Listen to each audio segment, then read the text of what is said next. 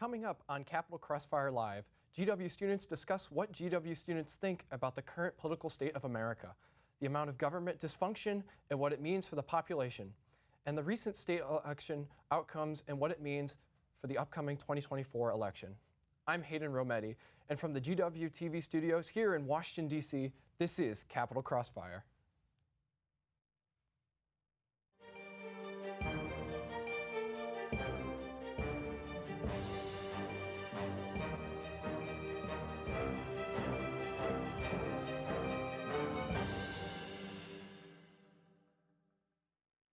Joining us for today's debate, on the left we have Ethan Fitzgerald, a political science and organizational sciences major.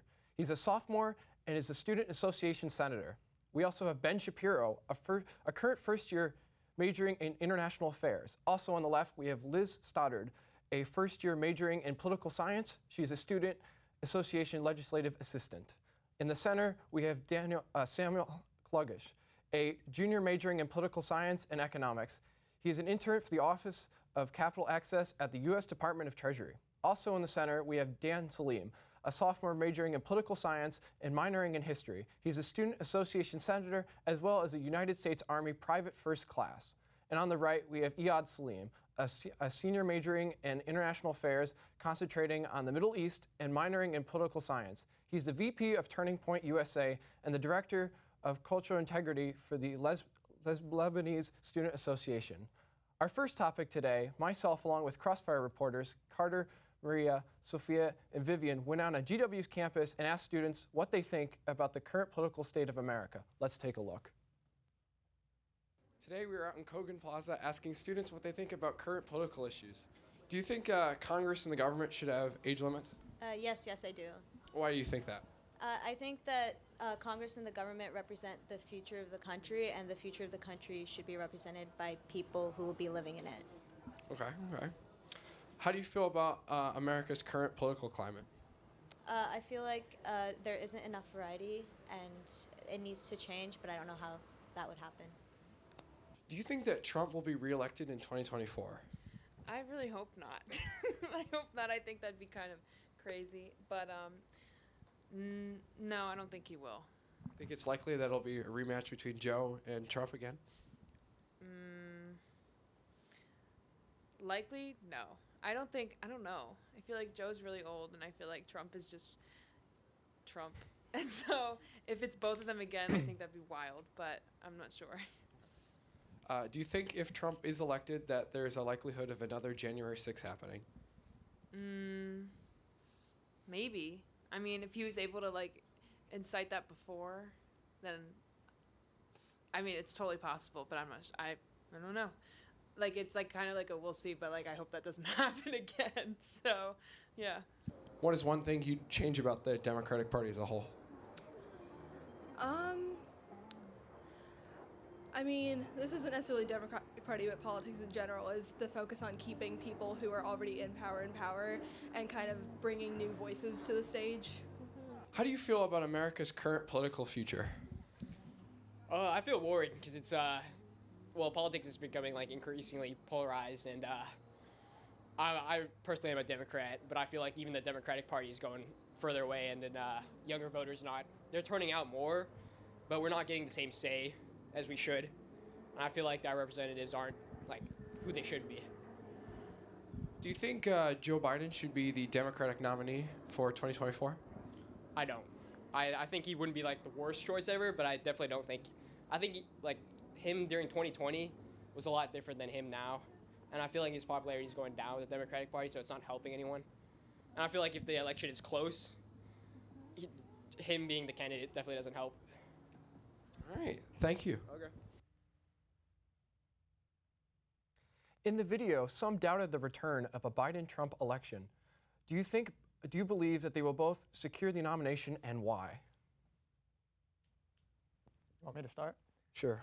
Yes, I absolutely think they'll both be the nominees of their party. It's going to be a Trump-Biden rematch, as I know not every Democrat is happy with that decision, but I think we're going to have a polarized decision. It's going to be Trump versus Biden, and I really think what it comes down to is someone who is pro-democracy versus someone who is not. And with all the frustrations Democrats have with Biden, I think it's important that we get behind him because it's going to be Trump or him. And when that's the choice, we need to ensure that we're voting for a candidate who will actually make sure that we're defending our democracy, because I'm not sure that our country can make it through another 4 years of Trump. I know we can make it through another 4 years of Biden. I mean, I agree with that sentiment. I think that the latest polls have Trump in the Republican primary up 41.1%. And we see that his gap with Biden has only grown. And so I think in the latest, he was up 2 points with a margin of error. But I think that the idea that one of the other Republican candidates will be able to overtake Trump is just not believable. And right now it's a race for vice president and cabinet positions. I have to agree with that. I think that if we look at the current data, we see that Trump is polling at 59%. The next closest is Ron DeSantis at 12%, then Nikki Haley at 10%, and it goes down further. I think if we're looking at this, Trump will be the nominee. Biden will also be the nominee. I think a lot of voters are skeptical about seeing that in the ballot box again. I mean, I personally am not that big of a fan of Joe Biden. I think he could do better. I think we don't need octogenarians in the White House. But when I am in that booth, I definitely think I will be picking Joe Biden because I cannot bring myself to elect someone who currently has 91 felony counts over 4 cases. Yeah, I pretty much agree with what's being said here. I believe there's no question about it. It's going to be Trump versus Biden. In the Republican primary, as has already been said, it's pretty much a race for vice president at this point. And, you know, you can have a debate on whether that's going to be Ron DeSantis or Nikki Haley or any of the other candidates, but there's really no other person who's going to be the Republican nominee for president. On the Democrat side, there's no real candidate who's running against Biden, and I see no reason why Biden wouldn't pick Kamala Harris again as a running mate, so they're probably going to keep that going forward. And then, yeah, if I had my way, I'd vote Biden over Trump. I think I like Biden a little more than some of the other people on this panel. But that being said, I do agree he is very old. Both candidates are very old, and either way we have it, at the end of the 4 years, there's going to be someone who is in their 80s in the White House. So, you know, do with that what you will. Definitely, I agree with that. I think sadly and unfortunately, we are going to have Trump and Biden as our 2 options for the next election. And I think, you know, between Trump and Biden, I would never ever support Trump just because the way in which he acted and performed as president in his last 4 years were disgraceful. We can't have that again. But Biden being our last option and our only pick, that says a lot about our country and America. And I don't think we're in a good position right now. I might be the only one who disagrees. I think the Democrats love to play games. The Democratic primary has superdelegates for a reason. They played games with Bernie Sanders 2 times. If Biden is as unpopular as he is come convention time, I think the Democrats will do their work at the primary convention, which happens to take place in Chicago, the home of the Obamas. So I wonder if Michelle might hop in, because I don't see Gavin Newsom going in as the Democratic nominee for president, because it's just the Democratic Party runs on identity politics these days. So for an old white man to be going out and for him to be replaced by a younger white man who's really not liked across the country, just seen as a slimy, greedy politician, I don't see that happening. So they would have to, they can't skip over Kamala, which is also a big problem for them because she's hated by almost everyone as well. So it's really a problem for the Democratic Party. There's no way that Trump is not going to get the Republican nomination. The Democrats, on the other hand, they have a little bit of time left to decide what they're going to do because the clock's ticking and Biden is down in all those polls. All right, we're going to move on to our next question. There was a general dislike of the government, and many said that this is because of the average age of the government and the young voters not feeling represented. Do you think that these are connected and it is a pressing issue that should be addressed? We're going to start with Sam on this one. Yeah, I feel like, you know, the age of government is definitely a problem. I mean, like has been said many times already tonight, the two people running for president when they leave office are going to be in their 80s. They're old. You can't get around that fact. But I do think that I don't know if it's as pressing an issue as some might make it out to be, because there's a very simple solution to it. Go out and vote. Go out and pick nominees that are younger. Go out and pick people who represent you better. And I think the problem, the very clear problem with young people today is that they just don't vote enough, right? Yes, there has been increasing participation in the most recent elections, but I don't think it's enough. If you want to make change, you have to go out and vote. I agree with that sentiment, but I think it's a lot more than just getting out and voting. I think term limits in our Congress need to be instilled. We have had Mitch McConnell, we've had Nancy Pelosi. This is a problem that affects both sides of the aisle. And you can't tell me that young people are going to feel okay electing these people over and over again when they don't see themselves within these candidates. When people want something done, they prefer someone who had their experiences, who can relate to them and carry out those promises that those people can relate to. I don't think it's an age issue for the tensions that we have in government more than it is a Biden issue. He's ruined 20% of the dollar's purchasing power since he's been in office. He's disastrous withdrawal from Afghanistan, only to drag us into new wars a couple months later. And not to mention the weaponizing of the federal government against Republicans and Democrats alike that don't like his policies, like Eric Adams in New York City or Donald Trump. And so it's been a Biden disaster of a presidency. So the tensions are high in the country because the tensions are high in the Congress, excuse me, because the tensions are high in the country. And so with Biden in office and the Democrats not knowing who they're going to put up for 2024, it seems like we only have one rational, practical choice, and that is to reelect President Donald J. Trump in 2024, because we saw what he did in 4 years. The economy was amazing, booming before COVID was brought in by the CCP.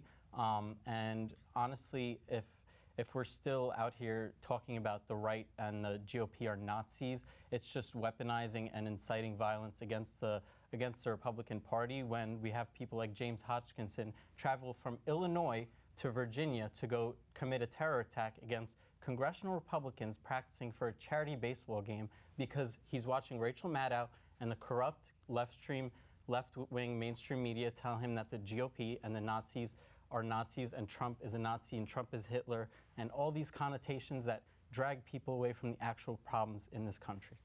All right, let's jump to Ethan on that one. He looks like he's got it. Really quickly, I'm just going to answer your question, which was, why are people not really into politics now? I think it's because politics are unresponsive to the needs of people. A lot of people see the system as broken, it's not delivering for them. I think a lot of that has to do with our broken campaign finance laws. I think we need higher ethics in Congress. We saw recently that Republican George Santos was expelled, with including a large portion of his party. But to respond to the plethora of statements you made, I have to disagree. First of all, I do not think that it would be the sane decision to vote for someone who has led an insurrection against our country, who oversaw the deaths of over 1 million Americans within this country. Also, if we want to talk about economics, I hear this a lot from the Republican Party. They say Biden caused inflation, but they can never point to why. Inflation, it's not that simple. I can. Really quickly, won't let me. Spending. So Biden's made investments in critical programs. So President Trump actually promised this. He said he'd pass an infrastructure law. But you know who delivered? President Biden. And that's going to create a historic number of jobs. It's going to rebuild our roads and bridges and a number of things we need in this country. He also did the CHIPS Act, which invested in chips and making sure that we're building that here in America. So that's making sure that we're going to have more jobs in this country. So if we want to talk about the economy, let's have that discussion, because Biden's invested in the economy. And all Trump did was pass a tax cut for the top 1%. I think to also go on that, let's look at spending, right? So far, Donald J. Trump and his administration added trillions of dollars to our national debt. So I find it kind of hypocritical to kind of blame it all on the Democrats and Biden. When we look at the Biden administration, we see, just like you said, we see the CHIPS and Science Act. We saw the American Rescue Plan. We've seen the Violence Against Women's Act, the bipartisan community safety kind of set of bills that invested in communities and passed the most sweeping gun reform legislation in decades, right? I think that there's a clear difference in these two candidates, and I don't think it's that hard to kind of see who is a fascist and to see who is actually working towards a better future for all of us. I think it's important that we operate in a realm of reality. When we're talking about inciting violence, let's talk about January 6th, where 5 people died within the Capitol. And I know you're going to say, well, that was a peaceful protest. Well, I don't remember peaceful protests ending in 5 people dying. But when we're talking about Donald Trump, I think it's important to understand that him as a president was responsible for 1 million people dying. I mean, his response to the COVID-19 pandemic was shambolic. I think there's many ways that you can critique Joe Biden. I am a critiquer of Joe Biden. He's not my favorite person. But I can say with salience, with clear eyes, that Donald Trump has done more to hurt this country than I would say Joe Biden. And if we want to talk about disarray, let's look at the GOP, right? Took 15 rounds to elect a speaker, and then he was removed after not wanting to shut down the government. Then after that, we had Steve Scalise withdraw. Then we had Jim Jordan fail 3 votes. And then we had Tom Emmer withdraw. And then we had Mike Johnson. I mean, if we want to talk about disarray, let's look at the Republican Party. I mean, George Santos spent campaign contributions on Botox and OnlyFans. Let's go to Lauren Boebert. I mean, her misbehavior in the Capitol, calling her fellow congresspeople swears. She misbehaved at a showing of Beetlejuice by doing inappropriate acts and vaping in front of a pregnant woman. I mean, let's go to Burchett, where he admits that he was elbowed in the back by Kevin McCarthy because he did not like what Kevin McCarthy was doing as Speaker. I mean, we can go to Tommy Tuberville, who stopped military promotions. I mean, for a party that loves the military and veterans, you sure don't want to promote them. Let's go through the list of all the dysfunction, and I think what you'll see is that that's happening within the Republican Party. I mean, time and time again, the Democrats have stand united. And yes, Joe Biden does have faults, but I would say that if you want to point the finger at dysfunction in the government, real quick, you should we're point going at to your let own Dan party. respond to that before we move on to our next segment. Certainly, definitely. I think there are problems with both sides of our political parties. We need to understand that people don't want to vote. Our young people are not interested in voting because they see such divisiveness and extremeness from both sides. So in order to make this work, rhetoric like putting down the Republican Party or putting down the Republican Party does not solve anything. Working together, finding common ground is what is going to get us somewhere and a better America. All right, we're going to move on to our next topic.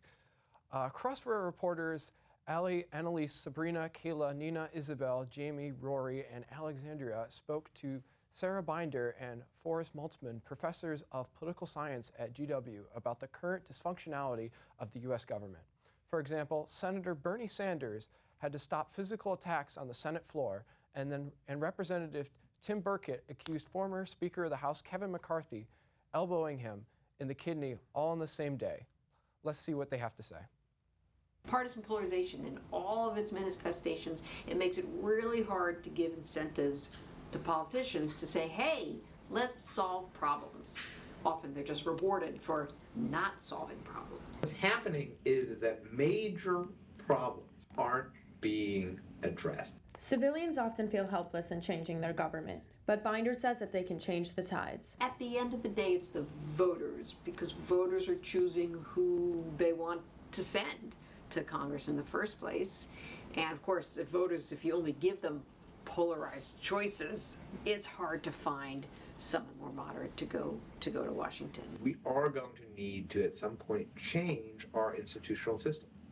And whether it is how you distribute electoral college votes, whether or not we create congressional districts that are truly competitive so that candidates feel this pressure to aim to the middle rather than always to the extremes there.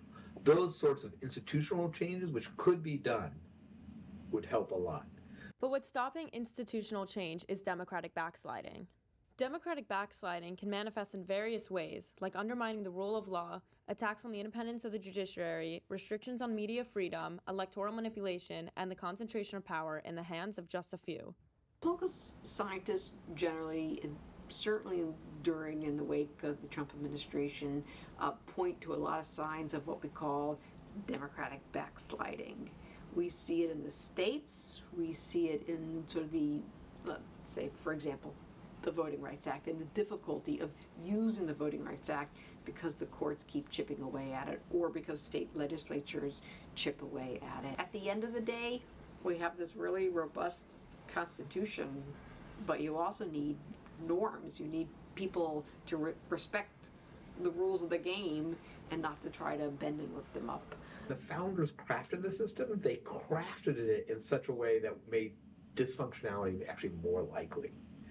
Whether it's separation of powers, the fact that we have a bicameral legislature, the fact that we have different members of Congress with very different constituencies and time frames, all of those things have created the opportunity for dysfunctionality.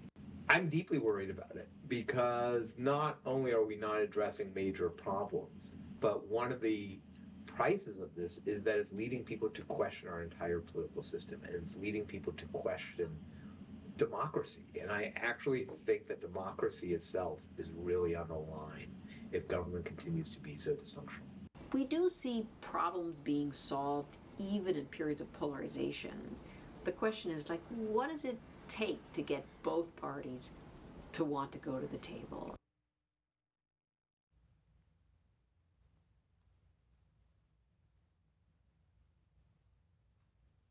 Like Professor Binder said, what does it take to get both parties to want to come to the table and come to an agreement? We'll start with Eyad on this one. I just want to go back to the main point that we were talking about before. Fascism is a leftist ideology. I just want to put this out there so it's set in stone. Fascism is about total control and oppression of your opposition, which is exactly what today's Democratic Party is doing to President Trump and people within their own party who oppose them. So let's just get that out there. Every time the mainstream corrupt media incite violence against MAGA and Trump himself by calling him Hitler is another time that we see a Republican being attacked by a crazy person because of what they're watching on the news. Like, we're letting mainstream media brainwash these people who know nothing more than Trump is Hitler, Orange Man bad, like, go attack MAGA. You see anyone in a MAGA hat, like, please try to walk across Washington, D.C. in a MAGA hat. Please try. Like, you might, like literally not survive, but... All right, we're going to jump to Ethan or Ben on this one. Really quickly on that point, when you want to talk about the party of control, it's the Republican Party that wants to ban books. It's the Republican Party that wants to control women's bodies. So let's start with that. Second of all, I think we need to stop drawing a moral equivalence between the parties. Yes, are there, as Dan was saying, yes, are there faults with both parties? Absolutely. But right now, what everyone, Democrats, Republicans, and independents have to be focused on is ensuring that we defeat Donald Trump in 2024. He's a very significant threat to democracy. And once we move past that point, then we can try to work and come together. But in the meantime, what we need to do is speak clearly and say, Donald Trump is a threat to democracy. But Democrats, what they have to do a better job at is talking about what they're going to do, what they have accomplished, and the future of the nation. But we have to stop drawing this moral equivalence because right now, one party supports democracy and the other doesn't. How does a party support democracy if they're actively going against their top political opponent running for office? Like, we only see this in third world banana republic. Can I finish, please? Thanks.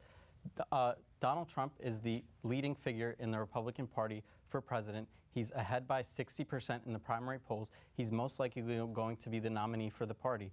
Democrats and the Biden administration, the DOJ, is actively going up against him and trying to lock him up right before the elections are going to happen. And we've only seen this in third world countries before, and then you go and say, oh, Donald Trump's the threat to democracy. Sorry, I haven't finished speaking. Sorry. Is there one scenario in which you think Donald Trump should ever be indicted or charged? I'll finish my thought before I answer your question, but in a world where Democrats are actively going up against Trump and trying to lock him up, and you still claim that he's a threat to democracy when you're literally trying to destroy democracy by taking someone off the ballot for president is, like, mind-blowing to me. I can't, but go ahead, sure. I'll bring it back to the original question. I think that right now the Republican and Democrat, and the Democrats, we're living on different kind of realities, right?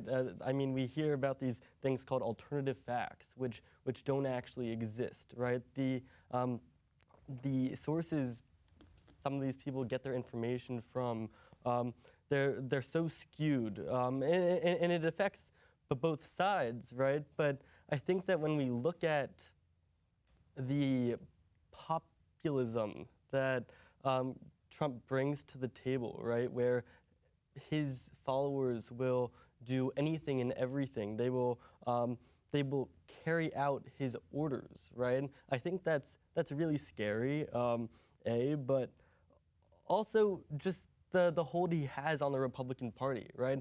You talk about weaponization of the federal government, right? But the 118th Congress has passed 22 bills, right?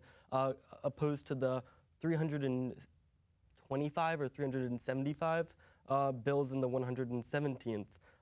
And instead they spend their entire time on a witch hunt to impeach Biden and for something his son did. Right? Sorry, I'm saying the executive branch is weaponizing the federal government. We're going to jump into the next question, guys. Not the Congress. Professor Moltzman stated that one way to fix the current state of the U.S. government is to change our institutional system. How can we change our institutional system to function more efficiently and get more done? We're going to start with Samuel on this one. Well, personally, I believe that while there are maybe some faults in our institutional system, I don't think there are enough faults in the institutional system that need changing right now in order to fix the dysfunction in our government, right? I mean, the entire reason why the government is set up the way it is for checks and balances.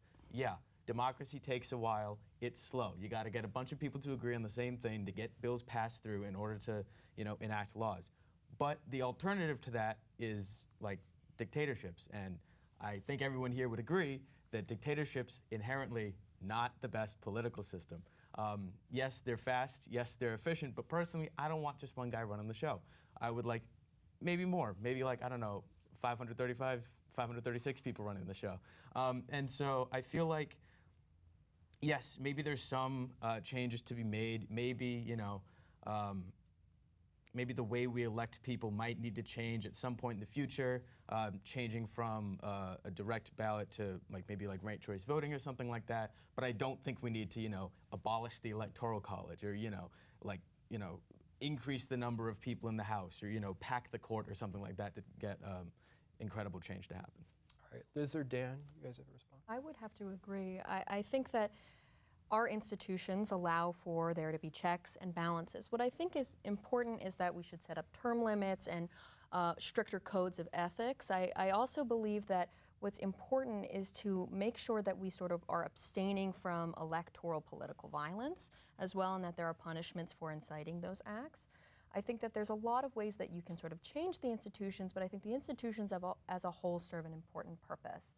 I think there should be more rules about redrawing districts, more rules about how we elect people. I think there should be ways that we encourage the younger generation to not look for someone who has the same experiences as them, but to be that person and to run for office. And I think that these institutions allow for checks and balances, but I think there are ways that we can structure them to make sure that it is not allowing bad behavior, such as insider trading. I think if you're a member of Congress and you have information that the public is not available to, you should not be able to gain investments or gain funds from that information. I think just stricter codes of ethics for members, as well as sort of modifying our election systems to make sure that we are having a more representative democracy, as well as incorporating territories that would like to be part of our nation and making that easier for them.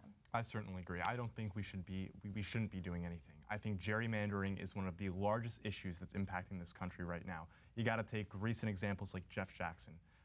He had that district, he had it well, and his opposition saw that if they could redraw the district a certain way, he wouldn't win again, and he recognized that, luckily. But sometimes people don't, and sometimes the courts are packed with biased politicians, with biased judges that are able to get away with this. We need to have our institution look into these problems, because if we don't start there, we're not able to elect our leaders fairly.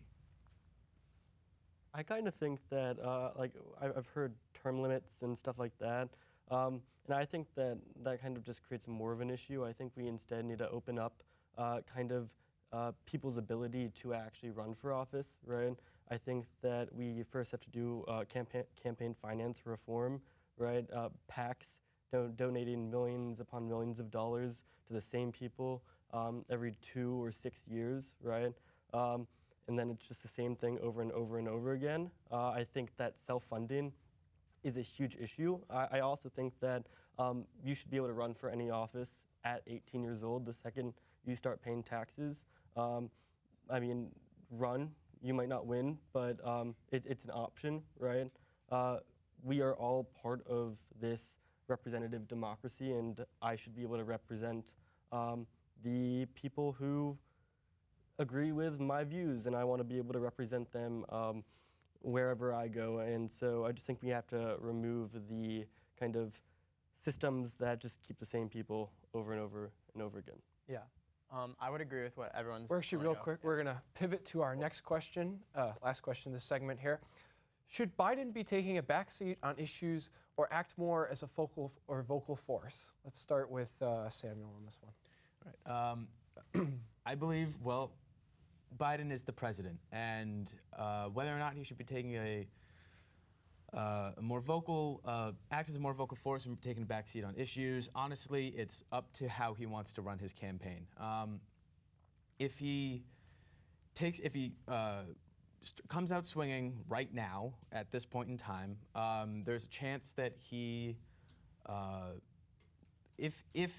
now, I'm not saying that he is going to be able to get anything passed through the House of Representatives at the moment because it is controlled by the Republican Party.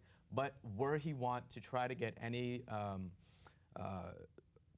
bilateral legislation passed, he would have to do. He can't push too hard. He can't come out on. He can't come out too hard on any issues for in case he ostracizes a potential swing vote that'll help him pass any legislation. However, if he does not care about passing any more legislation at this point and cares 100% about running his campaign for president, because obviously that's coming up, then what he should be doing is he should be taking a much more vocal, a much more aggressive stance on a lot of issues. He should be. I mean, one of the biggest problems with the Biden administration is they're horrible at marketing. He should be marketing himself significantly more. He should be out there talking to voters, and but that's only if he is in full election mode at this point. Ethan, you have a response to that? Sure. Yeah, I mean, I think there's two aspects of it. There's the Biden administration, and there's the Biden campaign. I think what the Biden administration right now needs to focus on is implementing the historic policies that they passed. For example, there's still funding from the bipartisan infrastructure deal going out. They still recently have been implementing Medicare, being able to negotiate down the cost of certain drugs. These plans take years to flesh out, and that's what the administration is going to be working on. As for the campaign, I agree they need to be out there. They need to be talking about their accomplishments, but they also need to be painting an agenda for what they want to do going forward. Because as many as accomplishments that Biden has got done, that's not really what people focus on. They want to say, what have you done for me lately? What are you going to do for me moving forward? No one's going to be like, oh, you passed the CHIPS Act, I'm going to vote for you. That might be a good policy, but what people need to focus on are the big ticket items that are going to be at the top of the ballot this year, and that's going to be the economy, that's going to be abortion, that's going to be voting rights, that's going to be gun control. So I think Biden needs to make clear what his stances are on these issues, because as you go down on gun control or all these different policies, the Democratic policy stance is what most Americans agree with. So Biden needs to get his message out that he stands where the American people stand. It's kind of insane that Biden can't get this message out because the communications wing of the Democratic Party is the mainstream media. So if the mainstream media weren't getting this message out, then obviously there's something wrong with Biden himself, and the Democrats want to get him out. This is the problem. Yep. So I've got a question. Can I finish, please, my thought? Like, I haven't spoken in a while. The problem with Biden, and if he should take a more forceful approach, if Biden got into office and just sat on the beach in Rehoboth Beach, Delaware, where he goes to visit sometimes and just did nothing from the day he was elected and just didn't touch anything that Trump did, we'd be in a much better situation than we are today. To touch back, they said before that Trump killed 1 million people during COVID. To my recollection, the millionth person that died from COVID died under President Joe Biden, and a lot of people died from COVID under Joe Biden. I think even more than Trump, but we'll fact check that at the end. But Biden taking a more forceful approach on what has already tanked 20% of the dollar's purchasing power by spending $7 trillion when we're raising $5 trillion. So we have a deficit of $2 trillion every year. September 30th, 2023 till January 20th, 2024, we'll have spent $1 trillion in 90 days, $1 trillion added to the debt from 33 to 34, and no one is talking about it. It's going to be on our backs, our kids' backs, and their generation's backs. And we're going to be serfs, basically, to techno feudalists, the big tech oligarchs, and the people who have actual power in this country because of our debt and what the Biden administration has done to us. How do you propose we fund our border? Real quick, and then we're going to move on to our next topic. Okay. So I was just going to ask, right, if you're so against spending, right, and I know that Republicans just tried to condition aid to Ukraine, right, on border security. How do you want to fund border security if you don't want to spend any money? I'm not saying we don't spend any money. I'm saying we don't give money to Ukraine when we have an invasion at our own border. Like, it's simple. When we have an invasion on our border and millions of people are coming up a year, we don't give money to other countries just because they're in conflicts like we are with Ukraine, with Israel, we're with Taiwan, with everywhere else. Now probably Venezuela, Biden's going to want to go invade there because he wants to take over the Essequibo. All right, we're going to move on to our next. We can't be going everywhere else when we have problems at home. We got to move on to our next That's all I'm topic. saying. I'll give time for everyone else after that. For our next topic, Capitol Crossfire reporters Mac, Anna, Maria, Ellie, Nick, and Nicole interviewed Director of Political Management, Todd Belt, Director of Political Management at GW. Owen Schur, partner and head of political at SKDK, and Jack Fisher, Director of Political Affairs for GW College Republicans. They discussed the role of abortion going into the 2024 presidential election in the wake of a major Democratic wins in the recent state elections. Recent elections in states such as Virginia, Ohio, and Kentucky have resulted in notable victories for Democratic candidates. For example, Democratic Governor Andy Beshear was re-elected in Kentucky, while Democrats regained control of the Virginia State House. One of the main factors that contributed to the string of Democratic victories was the hotly contested issue of abortion access. In Ohio, voters passed an amendment enshrining reproductive rights into the state's constitution.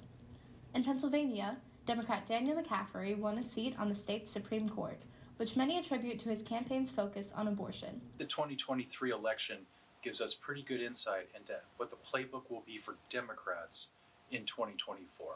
They did much better than expected in 2022 because of the Dobbs decision. They ran with the abortion issue.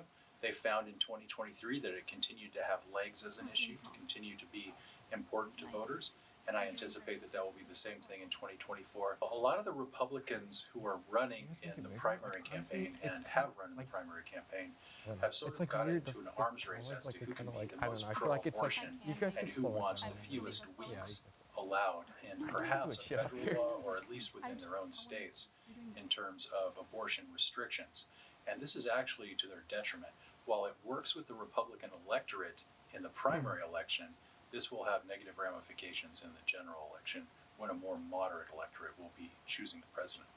When abortion itself was on the ballot, not only did it succeed, but it helped Democrats on the ticket. So those were things that Democrats were campaigning on, and and Republicans continue to not learn the lesson of prior elections that this is simply not something voters want more of. Look, I think the Republican operatives would tell you that this is not, that abortion banning is not a winning message for them politically. Well, we couldn't even win. we couldn't even win in Ohio, a red state. We couldn't win in Kentucky, a red state. One thing that I'm looking for is actually someone who can thread the needle on abortion. The reason why is because we're losing. We are losing everywhere. We're just not a pro-life country, and pretending like we are isn't helping. And voters don't like having rights taken away from them, and fundamentally that's what that is and what's happening there.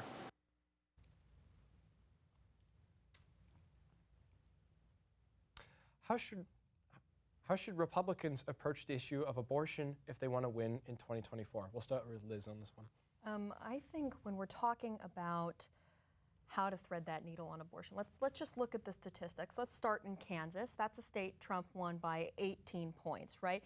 When a referendum happened, a ballot measure came up that would ban abortion. 59% of the electorate said no, that they believe in the right to abortion, right? Let's go to Kentucky. Andy Beshear distinguished himself from Daniel Cameron by being very pro-life. I mean, and then he won by 52%. Let's look at Pennsylvania. McCaffrey winning by 53%. Why? Because he has made it clear that he is for bodily autonomy, especially for women in their right to choose. Let's go to Ohio. That's a state Trump won by 8 points, right? But still, again, 56% said that they want to put it in the Constitution. And especially, let's focus on Ohio because 24% of white evangelicals voted to put abortion in the Constitution. 24% of white evangelicals. In Virginia, Youngkin supported a 15-week abortion ban and lost both the House and the Senate. I mean, this is a losing issue. Why? Because what's important to note is that when women lose a fundamental right, people notice. When we're talking about the right to abortion, the right to bodily autonomy, you see a lot of people saying, maybe I don't like abortion, but is it for me to decide what other people do with their body? Yeah, that's called empathy. A lot of people are able to say, maybe this choice isn't just for me, but for other people.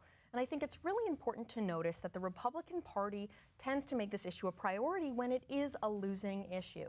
Abortion is creating one-issue voters. We don't really see that. But when it came down to the midterms, women went out in droves. Why? Because of their right to an abortion. I mean, we saw not only the Republicans lose the Senate, but have such a slim majority, four people in the House, right? So I think it's really important to notice that this is not a winning issue. This is not a winning issue. And I think what's really important is that the Democrats need to distinguish them as very pro-choice. Autonomy over your bodily decisions, over your choices, over your right. So we don't force people to be pregnant when they don't want to. I think it's really important that when we're talking about this, we need to really focus on the people it's going to affect and realize that the Republicans need to back down from this issue because it is very unpopular. All right, let's move to Dan on this section. Thank you. You know, I said it last debate, and I'll say it again tonight. The Republican Party needs a rebrand. They need to wake up and realize that it is 2023. It's not 1950. It's not 1960. We are in a different world now where people have realized that people deserve to have the right to choose. Women deserve to have the right to choose. And to have someone come out and say, mostly men, say that women do not have that right because I don't believe it, or I don't believe that it aligns with my religious beliefs, that's crazy. This is America. And you have the ability to choose, and you have the freedom to decide what you believe in and what you can do with your own body. I think that's a given. Yeah, I think I find it confusing that the Republican Party is as anti-abortion as they are. I mean, if the Republican Party is truly the party of freedom, does it not then make sense, logically speaking, that the Republican Party should be the most pro-abortion party in the electorate, right? If they're so pro-freedom, shouldn't they be very pro-freedom to choose, right? I think it's very simple. I can answer that. If they want to win, they need to drop the issue. I could answer that question. I think Republicans are for freedom, sure, but we're also for morals and not baby killing, which is what abortion is. Let's just say it like it is. The pro-life Inc. movement, I'll say the Inc. movement because they're the corporate pro-life movement who fundraised off of overturning Roe v. Wade for like 50 plus years and giving states back the jurisdiction to make that decision, has dropped the ball when it comes to now that Roe v. Wade is overturned with Dobbs. What are we going to do in these states to get laws that we want passed? They've dropped the ball. That's the truth. Now, far-left billionaires can go in and fund referenda in these states that allow for baby murdering up to the 9th month. Democrats are the real radicals on this issue. They're for abortion up until birth, right, some even post-birth. I'm going to finish my thought on that. They're the real radicals on the issue. They want to rip babies out of their women's wombs, their mother's wombs, and they're the real radicals on the issue. Republicans can't win because they suck at messaging the issue. If you message the issue as Democrats being the radicals, they're going to win. We're going to move on to the next question. We'll get back to you on that, Eyad. Do you think pro-life candidates can still win in today's political climate? We'll start with Ethan on that. I mean, the track record has shown no. I mean, you know, maybe in very, very Republican states, but the country is not pro-life. They don't. So first the Republican Party said, hey, we want this right to go back to the states, you know, it's their right to decide. And now we're seeing that they want a national abortion ban, which is extremely unpopular with Americans. And also, on that aspect of freedom, or they're also anti-big government, but this is the biggest government overreach telling women what to do with their body. And also what we have to talk about is banning abortion does not ban abortion, it bans safe abortion. And the hypocrisy of the Republican Party, they say they want freedom, but this should be a decision between a woman and her doctor, and women should be allowed to make that decision. And to hear from the Republican Party that they care about freedom, that they oppose big government, what this shows is that they've been held in a stranglehold by the evangelical right, and that aspect of the Republican Party has been the reason why they have to take these radical, extreme positions. For example, we have Ron DeSantis passing a 6-week abortion ban. Trump doesn't even want to talk about it because he knows this is a loser, even though he's the one who put the 3 Supreme Court justices on the court that got this overturned. So when we talk about it, this is a loser for the Republican Party because they're out of step, and it's a horrible stance that they have. All right, let's try to stick to the question here. We're going to get to Ben on this, actually. I think that, I mean, first off, you're taking away people's fundamental right to choose, right? But it goes so much further than abortion, and abortion affects, I mean, 50%, 51% of the American population, right?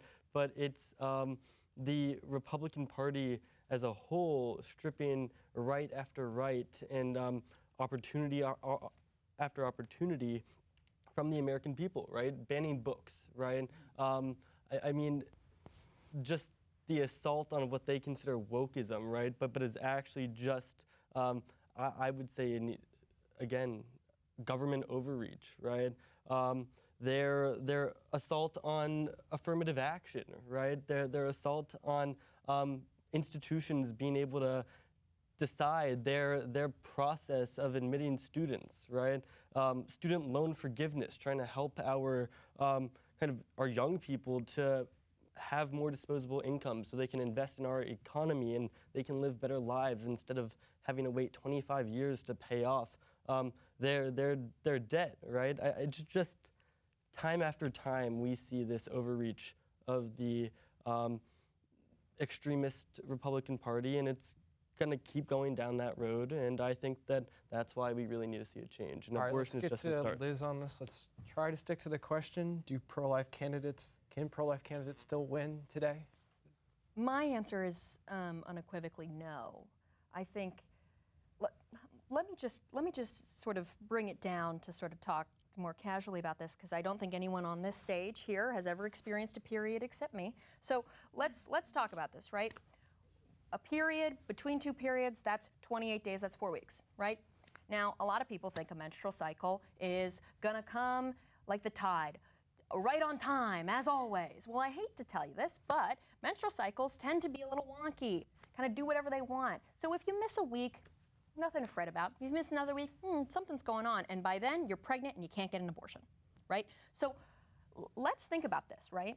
All of a sudden, this momentous thing happens in your life, and you are not financially stable to do that, you are not healthy enough, you don't have the support you want, and you're sort of stuck in this situation, right? And forced to have a baby. Now, everyone regards forced pregnancy as being particularly traumatic for the women who experience it. And I think what's really important is that when a candidate goes up there and is so fundamentally just completely off the base of what women feel, of what people who experience this feel, it can at times feel like they're not even paying attention to their constituents, to the people they're going to lead. And I think what's really important to notice is that when we're talking about a woman's right to choose, often discussions look exactly like this. They look like men dominating that conversation on policy. And for a lot of us, it puts a bad taste in our mouth, especially when it happens to be men leading the charge and saying that you don't have bodily autonomy. But no one's stopping them from getting a vasectomy. No one's stopping them from making a medical choice. It is this sort of infantilization of women, that they are unable to make the correct choice for themselves. So they need government, or they need a man to come and step in and make it for them. I mean, for the Republican Party to stand so pro-life and to put candidates forward that are so pro-life that lose and lose and lose, and for them to be so anti-government, I mean, you don't want government in the bedroom, you don't want them in your house, you don't want them on your land, you want them out of your internet access. But it's okay if it's in a woman's uterus. That's fine. And I think that's abhorrent, that's ridiculous, and that's very out of touch. And I find it really difficult when Republicans come and they say, we need to be pro-life, and then realize they lose. They lose and they lose and they lose. All right, let's move on to our next question. We'll get to everyone. Why has the issue of abortion contributed so much to the success of the Democratic Party? We'll start with you, Eyad. Like I said before, because the Republicans can't message it, that Democrats are the real radicals on this issue, that they believe in abortion up until birth, some even post-birth, like the former governor of Virginia, Ralph Northam. The most liberal European nation has a 22-week limit on abortion, Norway. Now, I believe in limits. I don't think 6 weeks is acceptable, and I don't believe in what Ron DeSantis did in Florida. I think that's a ploy to try to swing social conservatives in Iowa his way and try to win the Iowa primary, but that's a losing message, like my colleague Liz said here, a losing message in a general election, which Ron DeSantis isn't really running to win, let's be honest. But to answer the question, it's because the Republicans can't message it. Like I said, Democrats want to rip babies out of their mothers' wombs.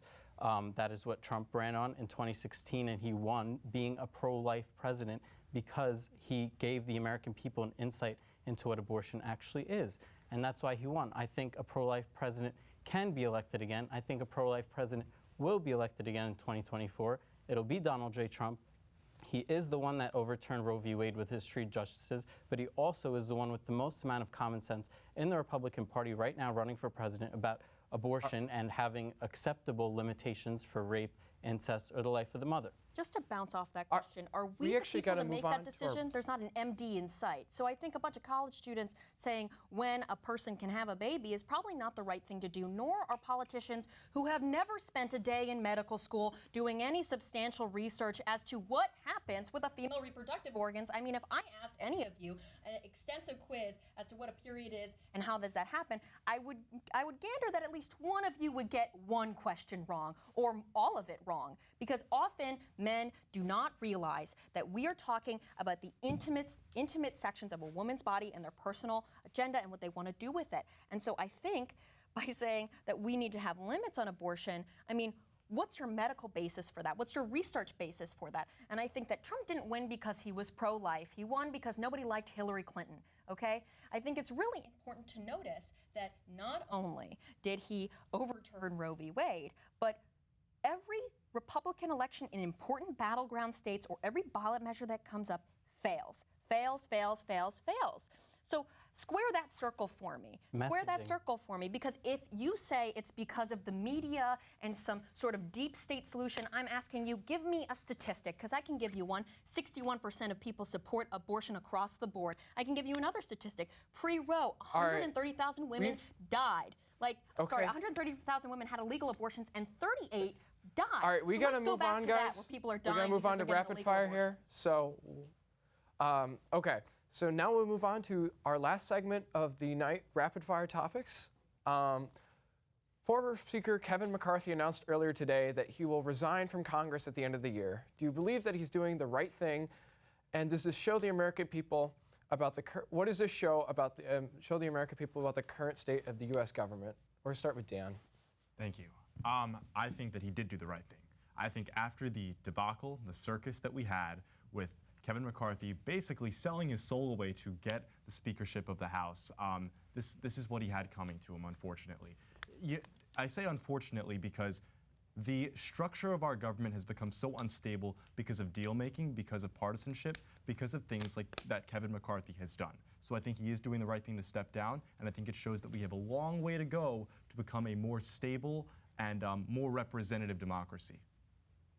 Kevin McCarthy was a slimy politician. He wanted to play both sides. He said he condemned Trump right after January 6th, and then he went down to Mar-a-Lago a week later and brought him back into the fold. As a Californian, I'm glad he's no longer going to be a representative from our state. As someone who's not from California and will never step foot in California, I'm very also really happy nice. that check it out. Kevin McCarthy is never going to be in Congress anymore. He will end up on K Street just down the road, though, working for probably his partners at Sequoia Capital or somewhere like that. But it's a great thing. I was very excited when I received the news this morning. It's another rhino gone from the Republican Congress, I think. Is there any candidates you guys would like to see replace that seat in the House? Yeah, David Giglio. He's someone I'm looking into and someone I'm considering supporting for Kevin McCarthy's seat in California 20 because he's an America First candidate. He wants to close our border, stop fentanyl from coming over here and killing a 747 worth of Americans every day, and actually care about the American people, not Ukrainians or somewhere else in the world. How about Ben? I don't really care. I think that he was removed as Speaker of the House, right? He's gone, he's gone. I don't think Johnson's any better. He was the spokesperson and counsel for a hate group, which is categorized as that by the Southern Poverty Law Center. And so I don't think that this is a better alternative. I actually think it's worse, but he's gone. I don't really want to think about it anymore. Samuel, we'll finish on you here. Yeah, I mean, you know, he's gone. It is what it is. Like he was saying, Mike Johnson's not necessarily a better choice for Speaker, but you know, he's gone. It is what it is. The Republican majority is, you know, it is what it is. Like, yeah, sure, maybe your guy's gonna win in California 20. Maybe he isn't. Who knows? Cross your fingers. Like, you know, it's a question for Californians. I'm from Boston, so I'll sit in my Democratic state and see what's going on over there. All right. The last responses to this question? I hope it's a pro-choice, pro-democracy Democrat. I'm not going to get involved in that sort of pro-democracy and Democrat don't go together anymore. I think that, you know, I think it's important that he stepped down. I mean, obviously, people did not like his performance. And I think that when you start to realize that your constituents are not liking your performance, I think that's your turn to resign. And I do appreciate that Kevin had some self-awareness to realize that he wasn't welcome in the job. I do think he should have done it a little sooner. And I think that this is what happens when you see a politician who cares more about that power, that ambition. Because when he became Speaker, I think the only thing he cared was about the plaque above his office and the painting he gets when he's done. I don't think that he actually had any plans for being the Speaker of the House, and I think it's good to see him step down. I mean, obviously, I think Kevin McCarthy's district could be competitive, and I hope to sort of watch that race as it keeps going. And I think that sort of it's a good development when a politician finally has some self-awareness and realizes maybe they're not good enough to be representing their constituency. Now I just wish Joe Biden would do that, but then we would have Kamala. That's even worse. So don't do that, Joe Biden, please, not right now. Yeah, no, let's not get rid of the most productive president since LBJ. Third talking point here. LBJ, that's another one that we should go into. That's a whole nother topic, though. So. Oh yeah, no, let's get rid of it. I'm a big fan of the Civil Rights Act, personally. Yeah, me too. Yeah, what about the Great Society? The voting rights. And the Great Society. Yeah, that put Section 8 housing and locked black women into their homes when taking out the man in the family and putting them in jail for crimes that they committed, like drug possession or minor crimes like that. And then the black family is broken up, and then women are on welfare for the rest of their lives voting Democrat. Like LBJ said, I'll have those N-words voting Democrat for the next 100 years. And I think that's where we could end it if you have no more questions. I mean. All right. Let's get one last response here from the Democratic side of the board here. Who wants to I think that, just to respond to that, the person that just pardoned, I think it was 86% of people who were charged with a federal marijuana possession charge have now been let out. I think that that was under Joe Biden, not Donald Trump. I think that, again, let's see who's actually trying to work towards a productive America versus trying to subvert our democratic institutions like the FBI, like DOJ. Actually, anyone who dare disagree with Donald Trump is the enemy, and it will remain that way, and it will remain a revolving door. I mean, like, let's just look at his staffers and aides who are turning against him. But I think that hopefully we continue on the positive path. I know as You said earlier it takes time. Rome wasn't built in a day, and we can't build back up America after it was, after it was attacked by MAGA extremists. So it takes some time. All right. We are going to move on to the very last segment here with the fact check. But we're just going to finish. I want to get from Dan and Samuel any last comments from those two. You can go first. Oh, thank you. Thank you. I think you asked us a question earlier tonight about what is going to get both parties at the table. My answer is not this. Not what just happened tonight. Because when we get divisive like this, when we get extreme like this, and when we point fingers, that's when we don't get anything done. Understanding compromise, understanding common ground, and realizing that sometimes to admit a mistake is important, that's how we're going to get somewhere.